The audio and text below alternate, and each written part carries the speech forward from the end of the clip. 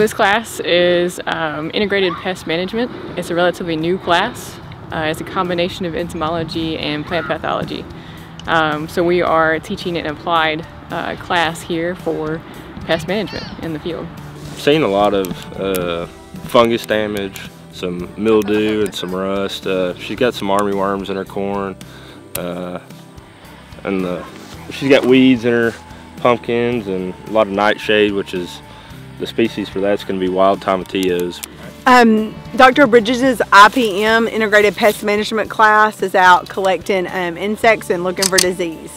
Armyworm damage, southern rust, some smut, all in the corn crop this year, and we also looked at a few viruses and different insects in the pumpkin field. It's definitely new. I come from a cattle background, so seeing the row crop / agritourism side of things, it definitely is a little new.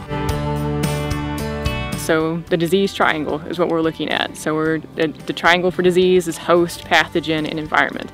If you don't have all three of those things, then a pest doesn't survive.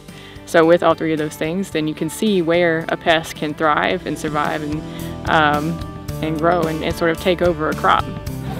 We found a couple of diseases here and a lot of, I should say, nutrient deficiencies that we found like on an app, and then we found some different pests and stuff like on the sunflowers. A lot of that is gummy stem blight, and some of that's downy mildew. But y'all can get your app out and see if I'm right. Yeah, that's the future.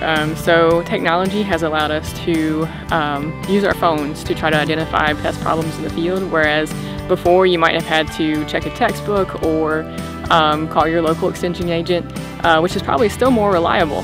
Most apps now don't have the necessary data to be 100% accurate in identification. So contacting your extension agent or just breaking open a textbook can often be more reliable. Well, fall crops are typically, they can be pretty hard, especially with different stressors, like we've been in the drought situation. We've been looking at a lot of different like funguses and stuff under a microscope, and Dr. Bridges actually pointed out one of them on a piece of corn earlier, and I thought that it was going to be a lot bigger than what it was. Yeah, so getting out to the field is always going to be more exciting, more informational when you could actually be out in the field and apply what you learn in the classroom to an actual real life situation.